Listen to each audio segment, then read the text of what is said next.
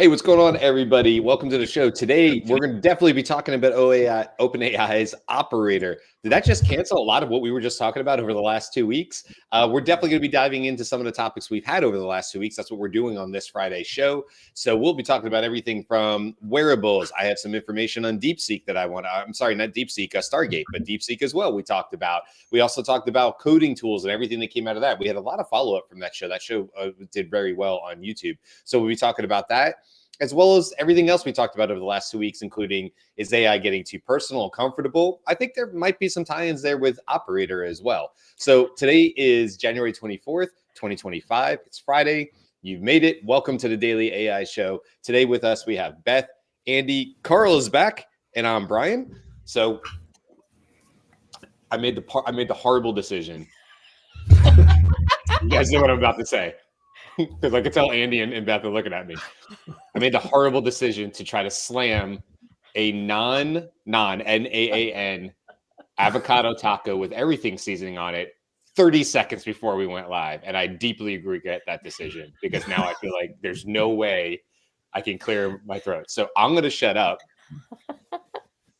I have some stuff to share, but I'm going to shut up and throw it over to you guys. So where would you like to start today's comment? I love this Friday, by the way. I always love doing this every other Friday because we can go anywhere we want. So my understanding is that Carl, because he has Pro, has operator. Does anyone else? Because it showed up in my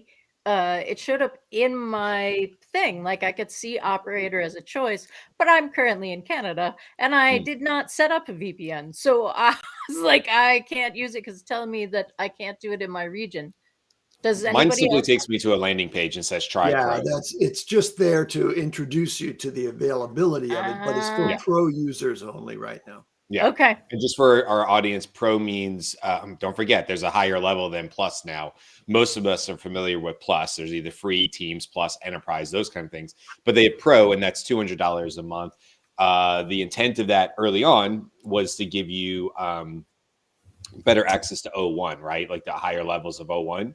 But they did say in during their 12 days of OpenAI that, no shocker here, right? If you're willing to pay $200 a month, you get first dibs. You know, it used to be the Plus, used to be the $20 a month, and that is now a tier down. So one day they may be more than 200 a play. We don't know, but it makes sense. You're paying $200 a month at OpenAI, you get first dibs at some of their new stuff, and this is a clear example of that. So it kind of sucks to be now feel like you're down a level, but we do have Carl, and Carl, I know you've had you've been using Pro, right, as some of what you're doing with the AI and working with clients. So have you even had a chance, because you just came back in town, have you even had a chance to look at operator at all?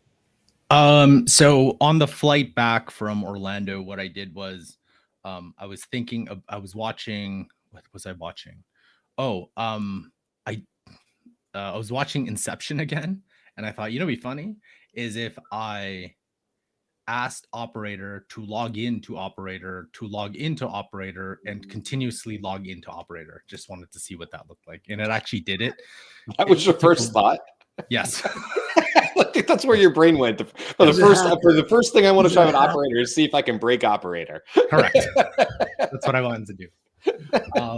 So that's essentially what I did. I got in the evening, and I barely even tried it for really anything else. So what I did do is I asked ChatGPT 4o to review the blog post and then give me business opportunities that potential for operator, and it gave me a list of really cool things to do it. So here's, why don't I share with you what I just did? While he's doing that, let me just give you the headline, which is operator is the first OpenAI agent. This is the year of agents. This is the first from OpenAI, and it's not limited to writing code like other agents that exist. It's a general purpose agent that can act like a human on the web. No, I don't mean behave like a human, but I mean, it can take actions like you can take on the web using its own browser and you just give it general instructions, and it'll use its reasoning capabilities and build a plan and execute that plan in order to achieve your objective. And we'll give you more details about that now. Oh, yeah. Okay. So here we go. So what I wanted to do was one example that I thought an agent would be awesome for is I don't want to wake up at X morning at 4:30 in the morning to get into a queue to get my daughter into swimming lessons. And you have to do that about twice a year for the cities. But we have tasks for that. I don't think operator does scheduled activities. So first thing I wanted to do is just find me open swimming lessons for my daughters in rookie patrol with the city of Calgary. So what that does is this. Let's just open it completely. I believe it's using Bing browser. I think, which it does. That would be really funny if it was using Google, but so it went to the City of Calgary website, which is awesome. In how it went to recreation services is pretty good for it to understand.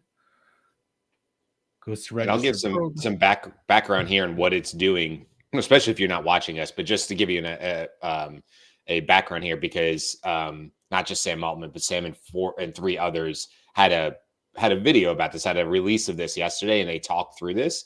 But first of all, Karl's prompt was find me open swimming lessons for rookie patrol in parentheses with the City of Calgary. So that's all you gave it to begin with. And now it's thinking, as we've seen models do through the process, it is opening up that browser and going through. And what Sam and the other three gentlemen talked about yesterday is every time it makes a move, it snapshots the screen. And so it's not continuously watching. It's not looking at code on the back end. They were very clear about that. For safety and security reasons, it's quite literally looking at the screen and trying to mimic what a human would do next. And then if it errors, it backs up. It might go a different direction.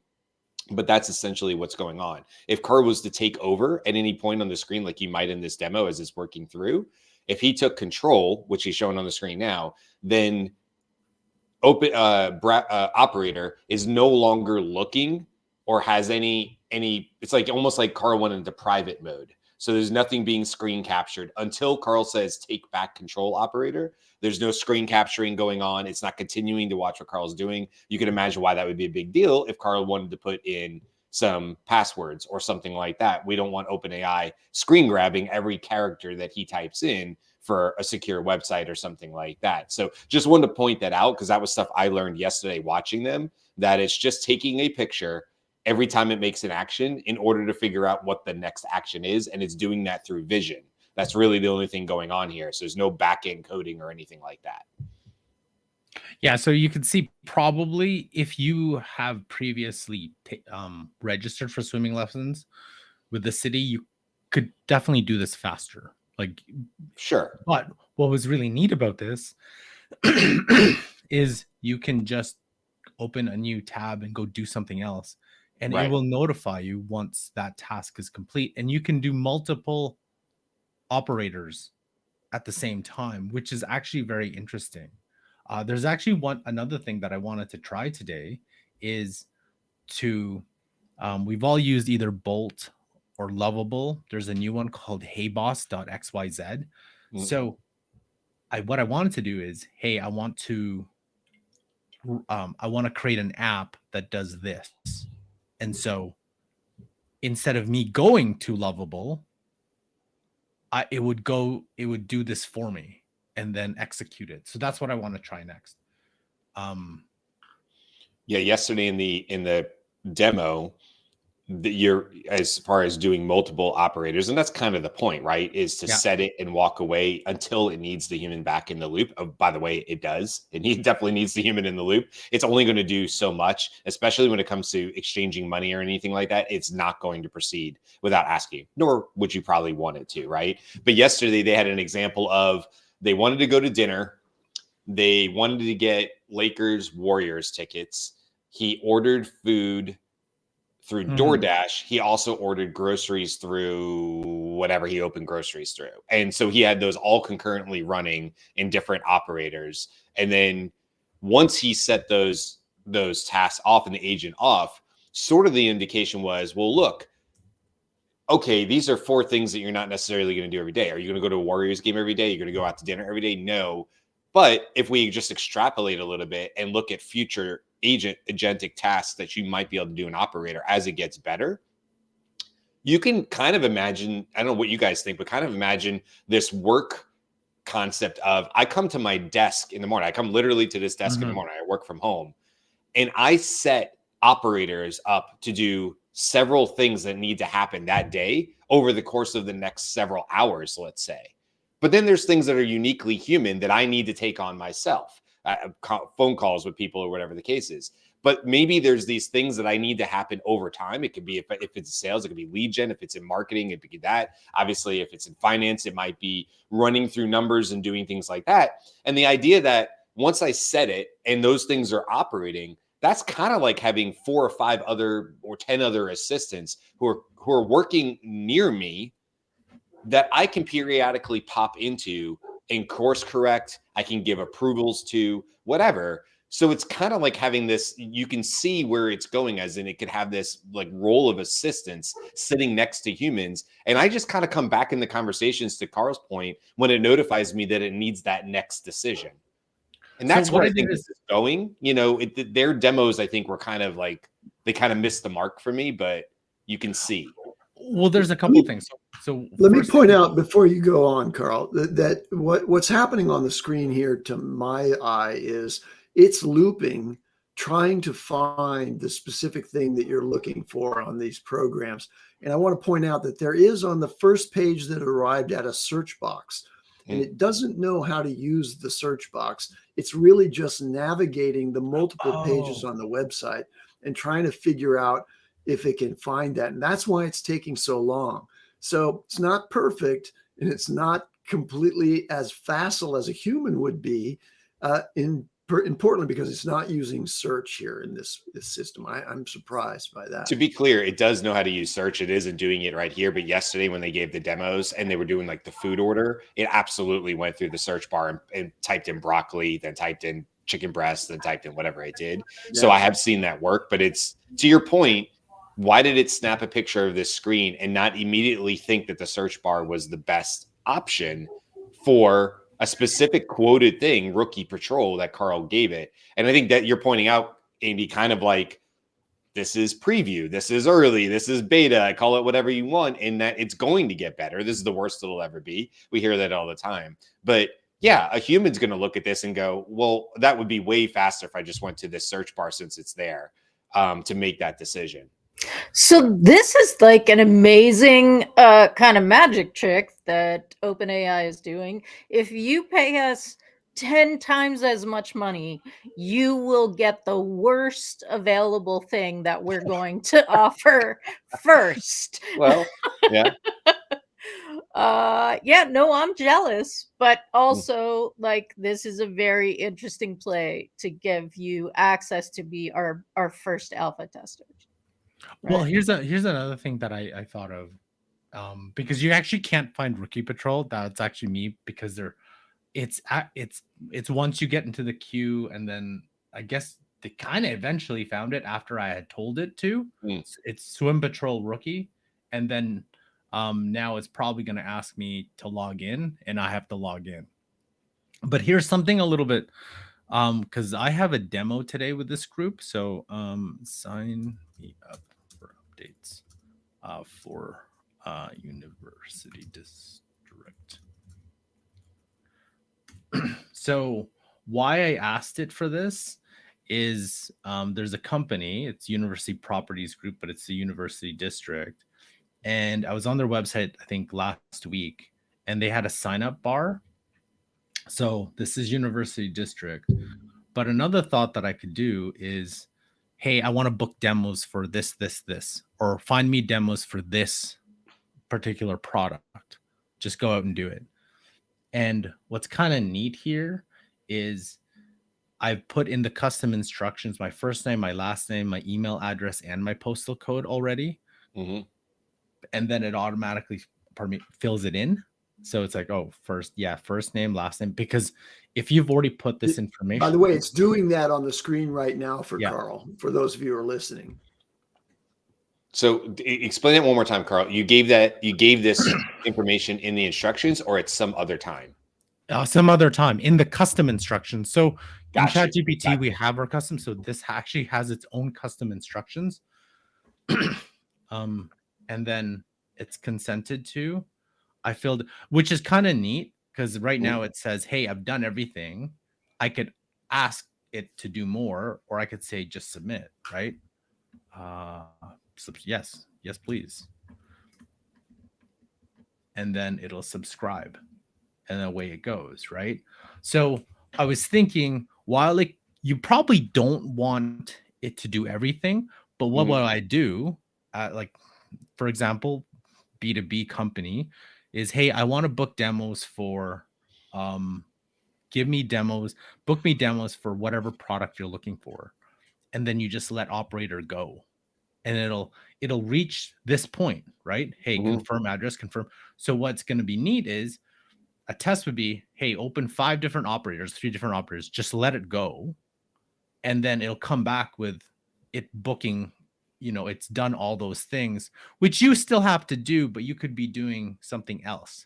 Right. I thought that was a kind of interesting way to, an interesting test to do that.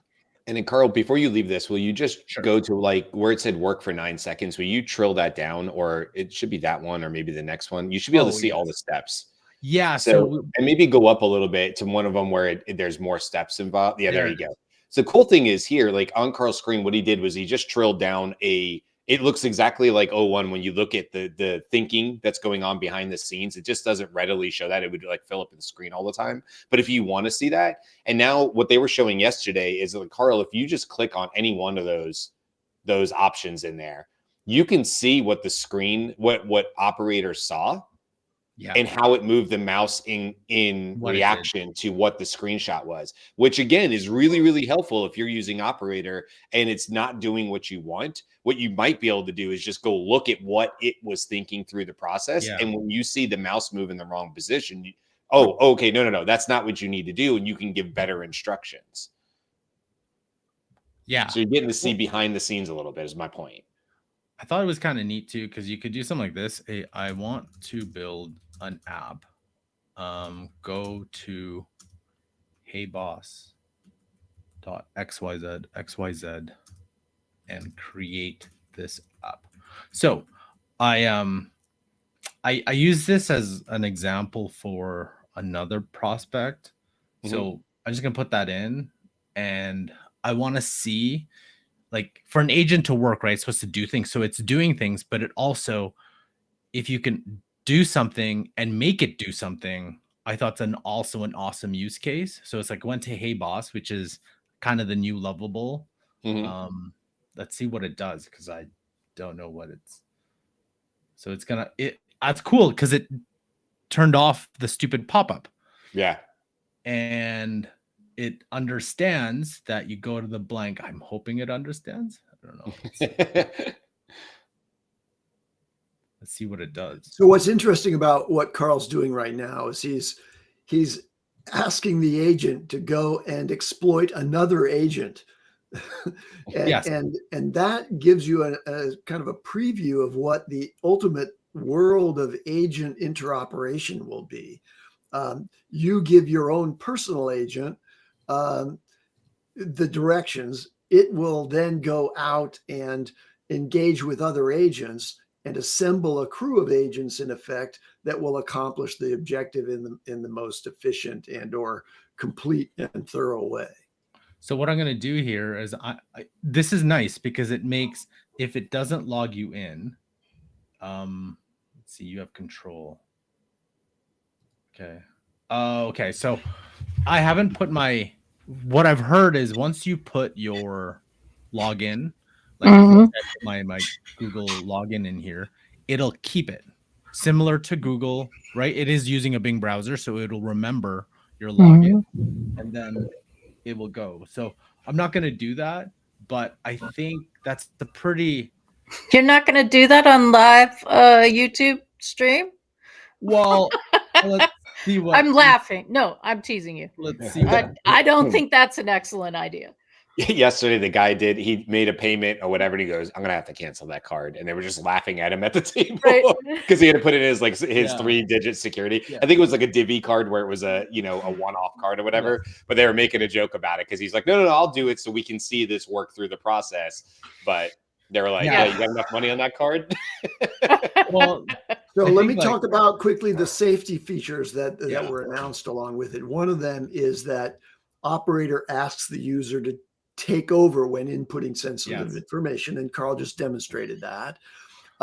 Before finalizing any significant action, such as submitting an order or sending an email, operator asks for approval, and it's limited to limited from certain sensitive tasks, such as banking transactions or those requiring high stakes decisions like making a decision on a job application. So there's some guardrails that they put around it so that you don't get caught in something like that.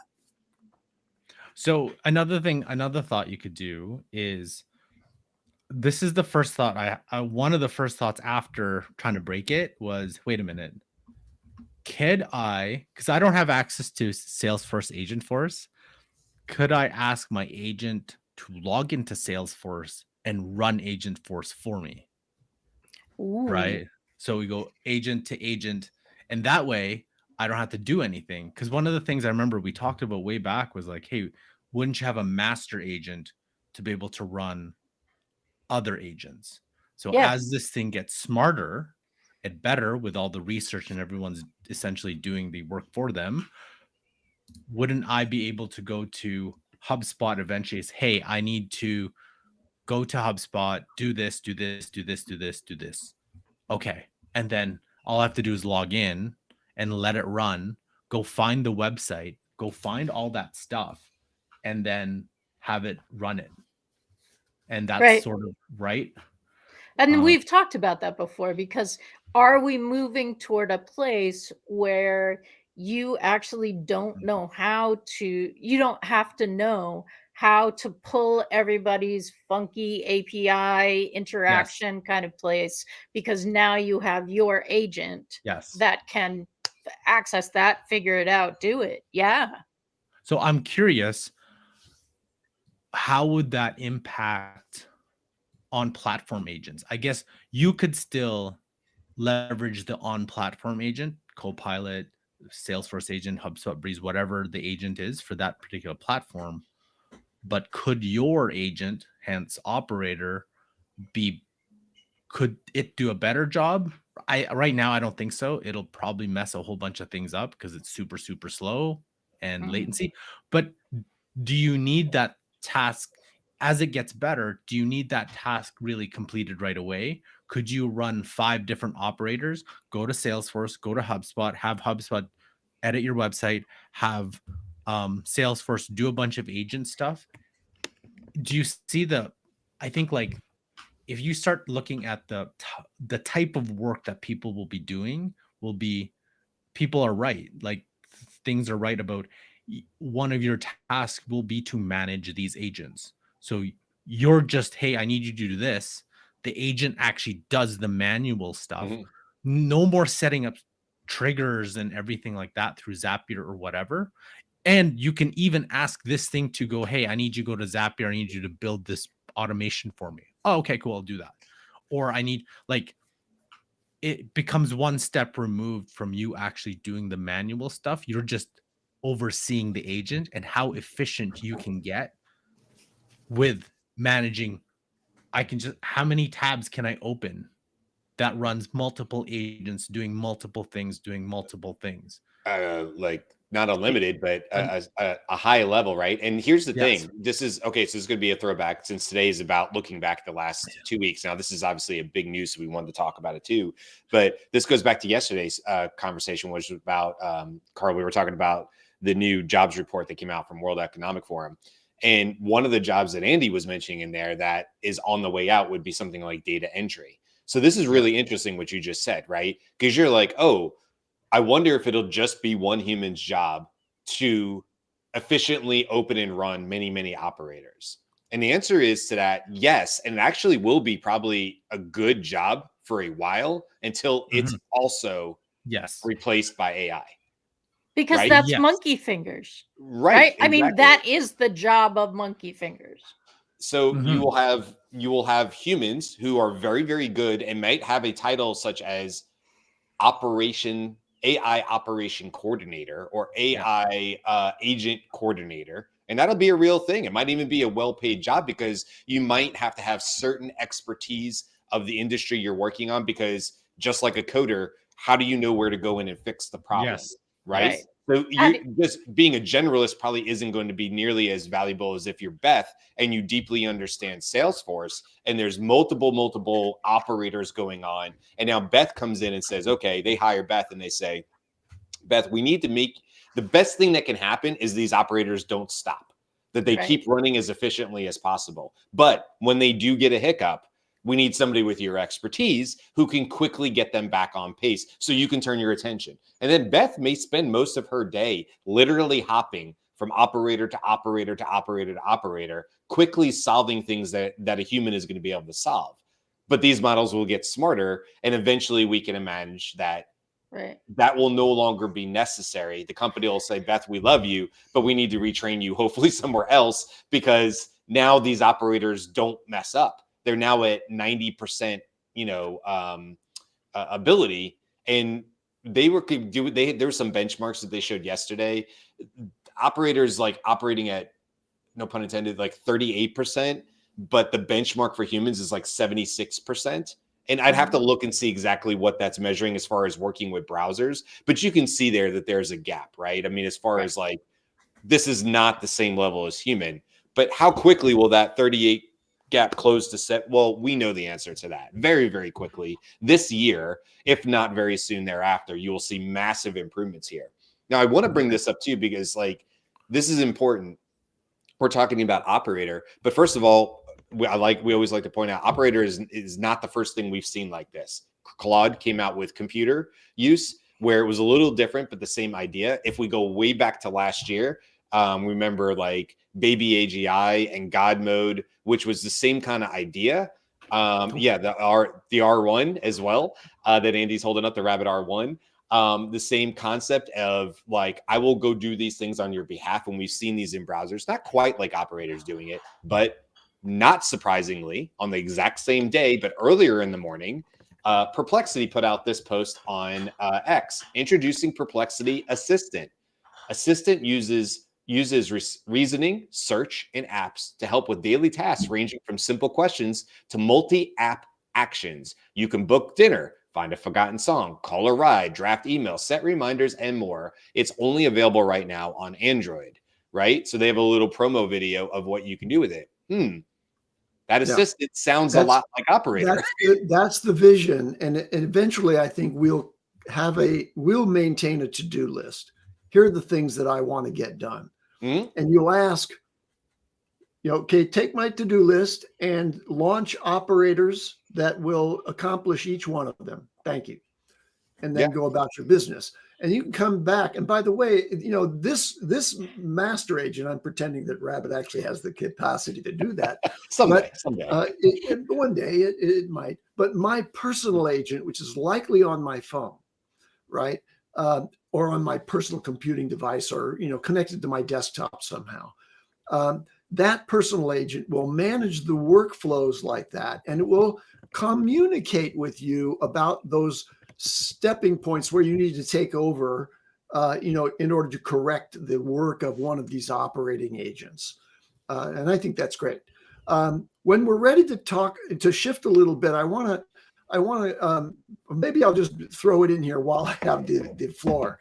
This release by OpenAI is really well timed, because there's a big feud underway right now that's in the news that's related to the Stargate whole investment process, and the fact that OpenAI has kind of seized the leadership position in that $500 billion mission to enable all of the platform infrastructure that's necessary to deliver on AGI and agentic AGI. Okay, so they've been considered the leader in AI development, and this release, this new operator agent release, is really, I think, reinforcing their leadership that way. But there's competition, right, including from X. So there's this feud between Musk and Sam Altman. Okay, and the reason this competition is so fierce is that securing investments and partnerships is more important now because of all the energy and the hardware needs that are necessary. And there's a competition for acquisition of those resources, including the money, right, to do those things. So Musk has been slamming this thing, despite the fact that he's supposed to be towing the line with Trump, right? Yeah, and so what he did was he, in order to discredit Altman, he resurfaced a bunch of tweets of Altman criticizing Trump. And he also claims, by the way, that the money isn't there for this Stargate thing. But then Altman posted that he'd recently had a change of heart about President Trump. Watching POTUS more carefully recently has recently changed my perspective on him. I wish I had done more of my own thinking, he said. I'm not going to agree with him on everything, but I think he will be incredible for the country in many ways. I don't know about many ways. I think in one way, and that is empowering OpenAI and the mission that they're on now to achieve AGI. I agree with President Trump that I should be in charge. We totally agree on that vision. Yeah. Right. And then Altman also posted in response to Musk, doing all of these nasty grams to him. He said, just one more mean tweet and then maybe you'll love yourself. Okay. Well, now on the point. Go back, because Altman had more in this. Can you pull up my screen real quick, Beth? Go ahead. On this point. So this was Elon Musk's tweet that said they don't actually have the money. That was the big one that caught my attention, right? Musk was basically, this is on Stargate, was like, they ain't got it. I have on good authority that they don't have it. So then Sam Altman comes back and says, I genuinely respect your accomplishments and think you're the most inspiring entrepreneur of our time. But then got a little more personal. He said, wrong, as you surely know. Want to come visit the first site already underway? This is great for the country. I realize what is great for the country isn't always what's optimal for your companies, but in your new role, I hope you mostly put America first. Yeah, beautiful. I love the shade thrown back and forth between billionaires. Okay, and then there's another billionaire involved. Okay, so on the question of whether the money is actually there or not, Satya Nadella, CEO of Microsoft. Remember, Microsoft basically owns OpenAI, right? So anything that's challenging OpenAI, like X or anybody else, is going to get some pushback from Microsoft. Satya Nadella then says, I'm good for 80 billion. So yeah, I know. Yeah, he's basically dismissing Musk's attempts to discredit the initiative that was underway and has been endorsed in effect by Trump. Can we pull up my screen again? Because I knew this is Stargate adjacent. So I want to, Stargate news or whatever. Sorry, hold on a second. There you go. Okay, so you know what I was curious about this, going back and forth to the money, and then also the things about what Sam Altman just said. We're already building in Texas. And I thought, you know what? We talked about this the other day. We talked about Stargate, and I was like, I kind of want to know more about this building in Texas. Where did this Stargate 1 come from, right? Like, what is this? So what you're seeing on my screen now is, well, Stargate 1. It's affectionately called that. It's not its official name, but this already exists, and this is actually an old photo. So let's zoom out a little bit, because where is this actually happening? When they reference and they say, we're already out on our way building in Texas, I was like, well, I want to know more and understand that, because what was happening prior to this? Well, this campus actually started and broke ground in 2022. It will initially be 10 buildings and then go to 20 buildings over 1,000 square acres. So let's just zoom out a little bit here and find out where this is in Texas. So this is Abilene, okay? Abilene, Texas. That's like, it's just south of it here you go, right here in the main section. So here's Abilene, okay? So it's to the northwest of Abilene, but basically that's what they call it. And if we look around here really quick, you can see pretty quickly there ain't much going on in these flat plains and whatever of Texas. There is a ton of room to build, whoever owns this property. It's not like there's cities galore. But again, where is this? So if we scroll out a little bit more and we zoom out, we start to see Plano come into place. And then what we start to see after that is Fort Worth and Dallas, almost directly to the east. So Fort Worth and Dallas is to the east of Abilene and where this is. And it's north, mostly northwest or northwest of Austin. It's about 4 hours from Austin, but only about 2+ hours from Fort Worth, and probably a little bit more from Dallas, because as you can see here, Dallas is a little bit to the east of Fort Worth, but they're usually together. So is it like nowhere Texas? I mean, it's sort of almost smack dab in the middle of it. And they go on to say, the companies that are involved in this go on to talk about how it's really well positioned due to, get this, renewable energy sources, which we just heard the new administration is certainly not in favor of. It's more of a drill baby drill type situation. But when they were putting this campus together, they expect to already start being able to do stuff with this campus in 2025. But here's the thing, because you hear like, oh, it's a federal, it's Stargate, and there's this money, and it's moved through the from the government. No, this is a private company. The company's name, sorry, just going over here really quick to see if I can grab it really quick. Lancium Campus is what they call it. I think Lancium is also the name of the company. I'll have to double check that, fact check that. But you can see here in some snapshots of the construction that's going on now for, in some cases, 3 years. And then if we go over to announcement to groundbreaking. That started right away. Let's just scroll through this because this is a local thing. So they're doing zoom ins, but this is what it's actually looking at now. This is not like it just broke ground and they're turning over dirt. Like the data center campus are not only about infrastructure. These are data centers that are getting close to opening in a lot of cases. You can see here, cloud, but a physical server center. And right now, so a lot different than what you see in the Google map. So anyway, I just wanted to bring this up because we talked about it the other day. I don't want to, lean on this a lot, but when they talk about like Stargate and it's already happening, you're like, how the hell is it already happening? Well, this is stuff that's been in play. This data center is being built by a private company in Abilene. They secured the site a long time ago, 3 years ago, but it's being used as the first site as part of what they call this Stargate project. So I just wanted to clear that up for anybody, because I know I had questions about it. And also I was like, I majored in geography, so I'm always curious about where things are physically in the world. And so I was like, well, where could I go there? Could I get there? What's around it or whatever? And so there you go. That's where Stargate is starting out. But of course, they're talking about many, many other campuses around the country. But this is basically called a Stargate 1, Campus 1, or whatever they call it. So interesting nonetheless. Apparently not. No. But generally by the silence, I'm the only one that cared where Stargate is. It's okay. No, I think it's really interesting. I think the choice of Texas, I assume the choice of Texas was because Texas played a big part in the administration, the current administration being elected. But given how far along these are, that couldn't have been like the main thing.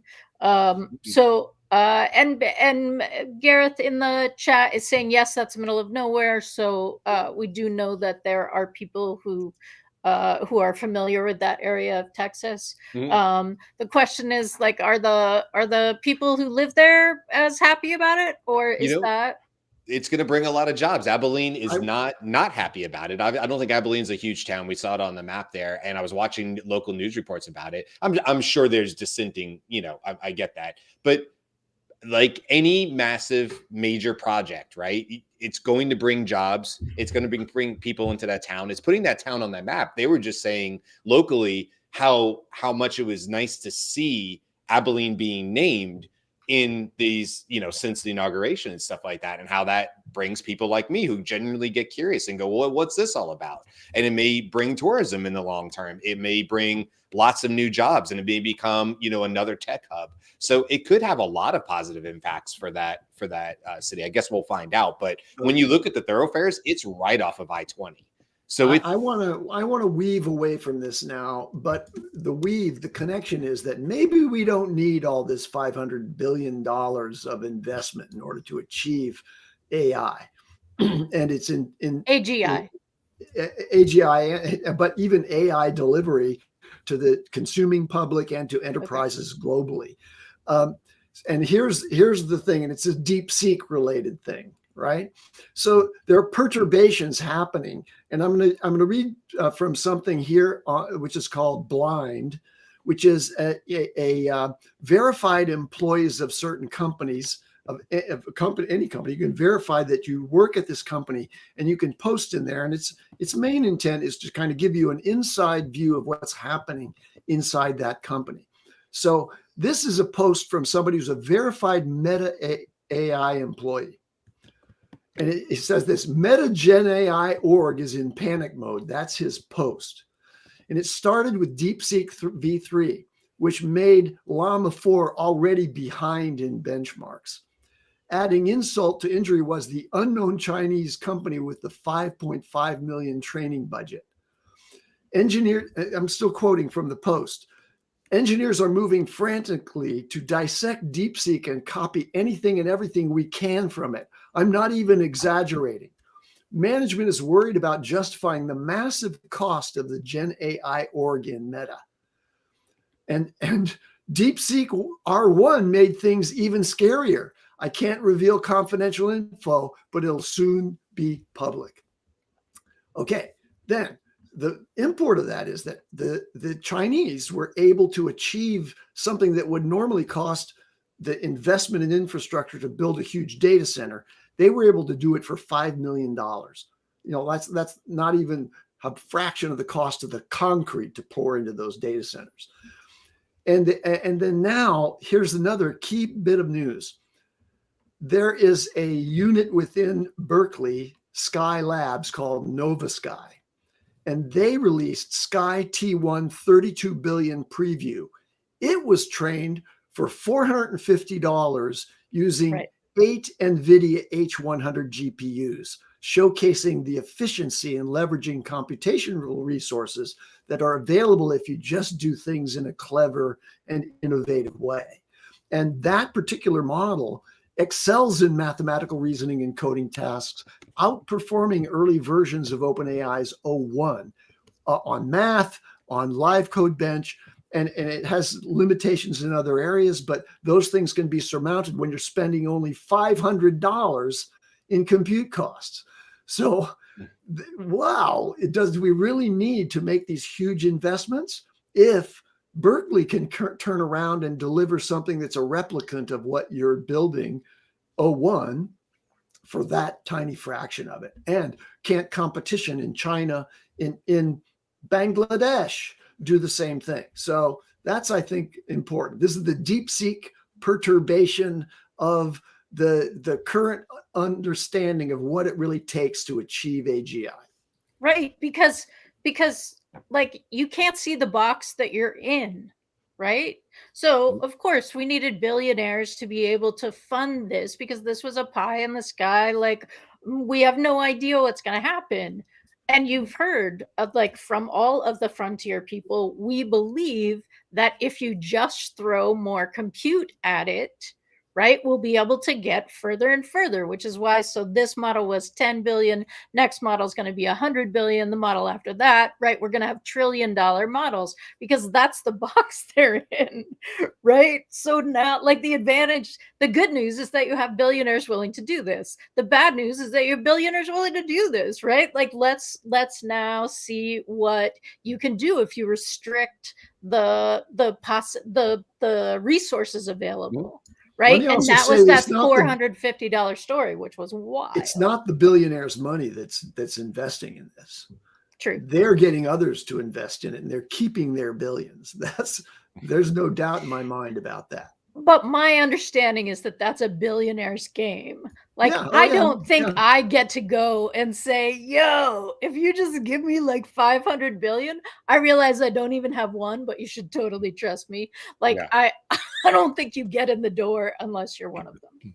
But well, there's a good point. You don't get in the door, right? You don't even get the invitation to the party to have the conversation about, things are so happening. Let me just add a couple of things doors. about the brilliance of the Berkeley Nova Sky team.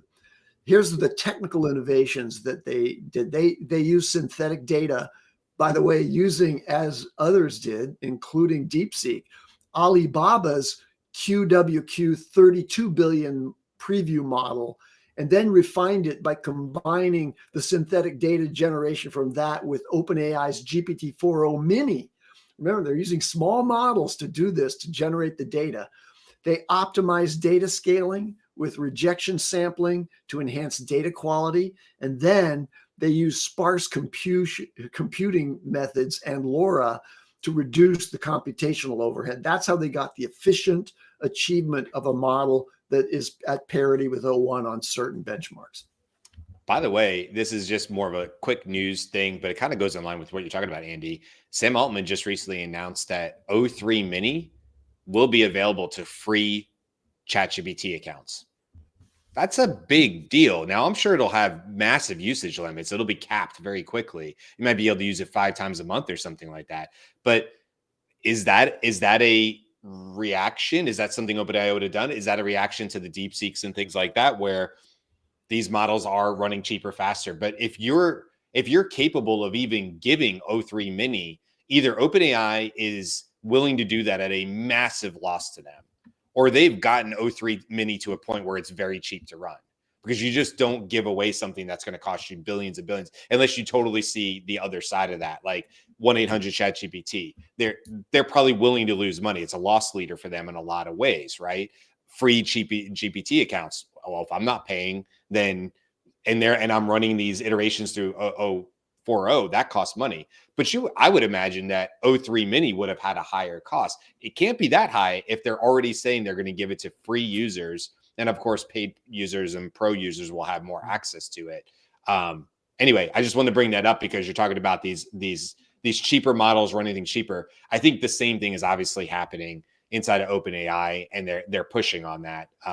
Yeah. Yeah. It can't be that much more, because if we look at their previous behavior, Sora was the model that they couldn't figure out how to run less expensive. Like, what we heard was the reason that Sora didn't immediately jump out, also people walking through walls, and it wasn't that great, but that it was really expensive to run. So they had to go back to the drawing board and figure out something else. Yep. So I agree, but it can't be that much more expensive, or they wouldn't be doing it, I think. And here's another one I talked about.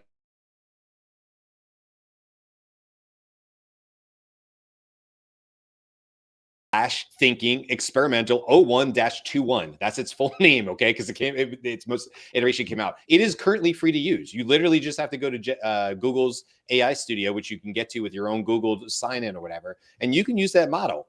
I put it up against Ethan Mollick's last tense post he had about DeepSeek and something he asked it to do. I read the entire DeepSeek. His thing was about, it's hard to not see it as a human when it gives you very human-like responses about, well, let me see about this. Let me think about it this way. That was the way DeepSeek is programmed to speak. I put the same question into Gemini, and I read both of them, and I will tell you, I think Gemini's is better, hands down, when you look through the reasoning of how it went through this idea, which was basically to come back with a one-word answer. And you would have to go to Ethan Mollick's, talk about words that I didn't know what they meant. I had to go to Ethan Mollick. What is this word? Gemini, luckily in the thinking, defined the word for me, so I knew what I was even doing. But you can go check that out outside of the show. But anyway, I just want to bring that up because, again, free access to it. Is Google losing billions on this? I don't think so. Let me provide a counterpoint to the premise that I was putting forward, which is that you don't need the huge investments and you don't need the big data centers to do this. But we will need the counterpoint is that do the next thing. What we're seeing is you're seeing distillation of the big models down to or the use of the big models to train smaller models that can perform narrowly at the benchmarks.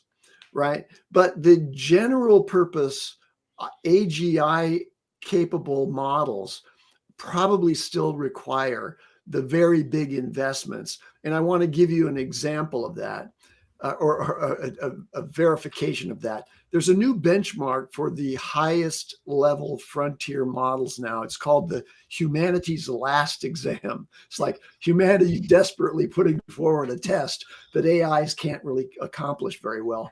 That's not foreshadowing or anything, right? No, they call it Humanity's Last Exam. Every public available flagship AI system scores below 11% on it right now. Okay. And it's a benchmark that includes thousands of questions crowdsourced in multiple formats. And so the AIs don't have this broad general capability. Now, it's probably true, as we talked about on the show yesterday, I think, it's probably true that the biggest models that require the biggest investment in the largest compute infrastructure and the largest parameter sets, those models are being kept behind the scenes to train these smaller models for commercial purposes. But the race that's really underway is for the big guns. And those big guns can't yet even accomplish the humanities last exam. And that's the kind of test that, once you get to 75% performance on humanities last exam, that one didn't cost $450 to build.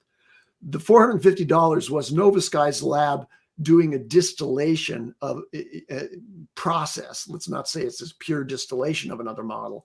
It's training a new model, but it's using the data that's generated by models that cost way more for them to build. Which was, I feel like that was foreshadowed maybe in Life 3.0 or something like that. Like there was a certain level of humans' ability to not discern what would get the best result from the model, and therefore we had to shove everything in, right? Like bring everything you got, we're going to do the whole thing, we're going to see what we get out of it. And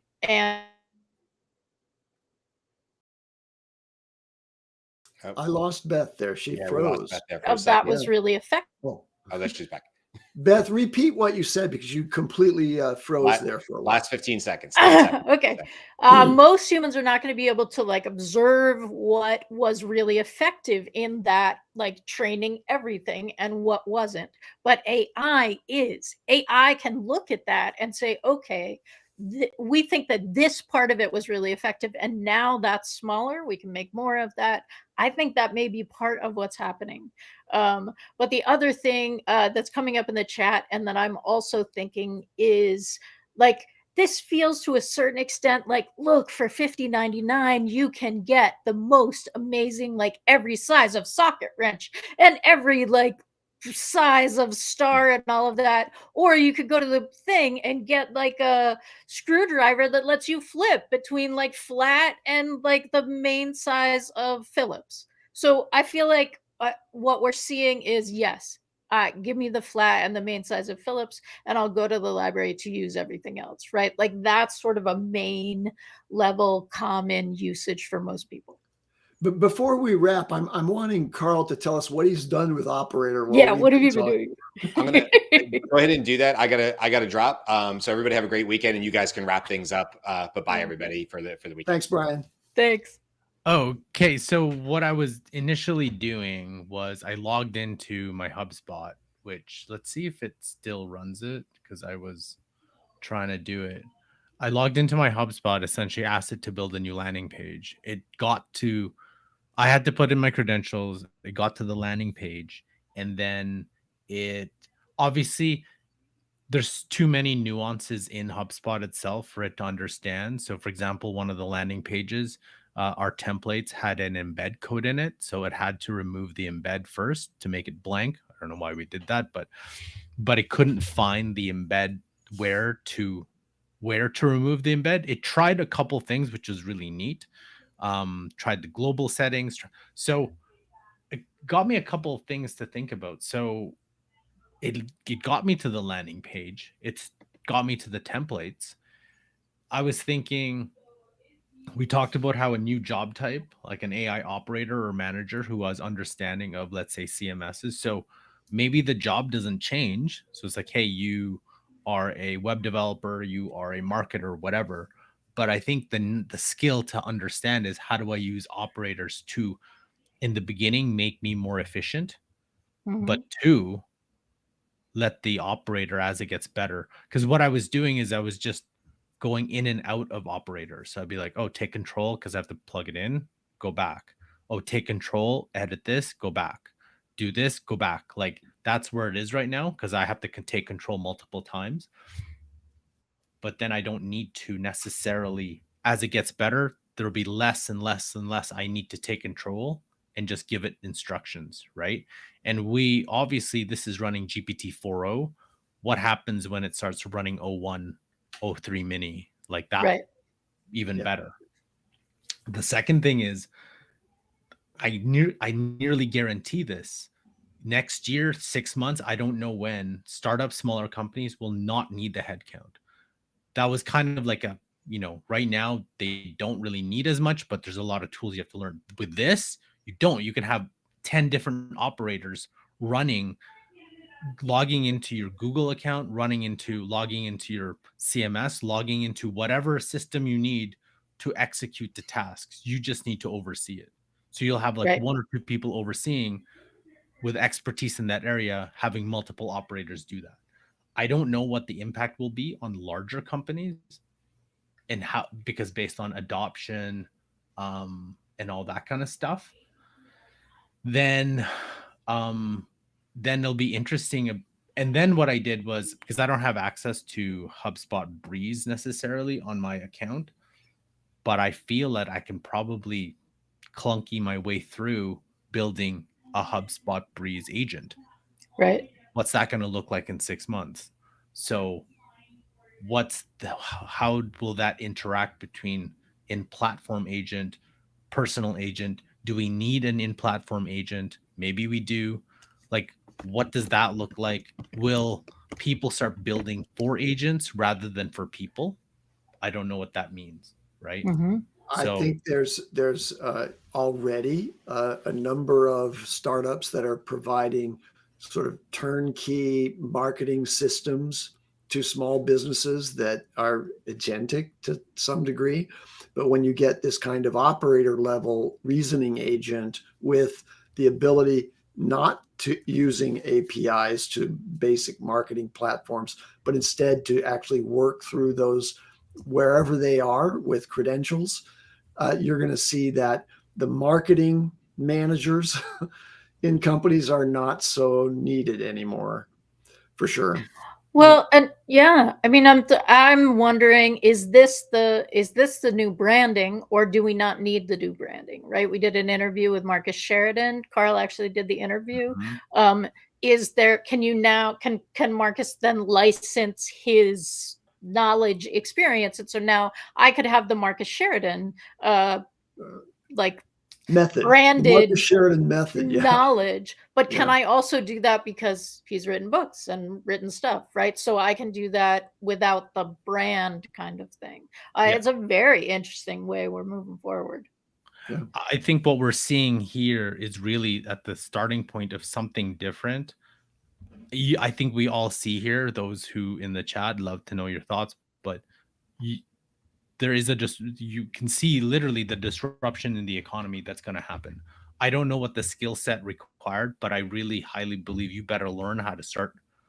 It's not building automation agents. You got to actually learn I think you have to start learning operator, like what that actually means for Right.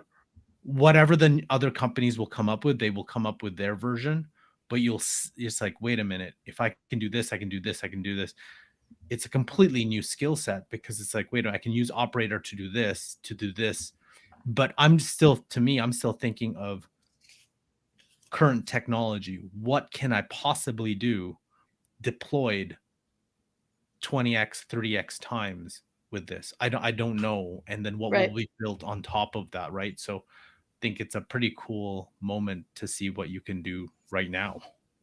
So okay, take us home, Beth. Take us home. Yeah, I just want to say, I will take us home. What we have been talking about in the last couple days is the challenges that people are having in job search, right? How do you differentiate yourself?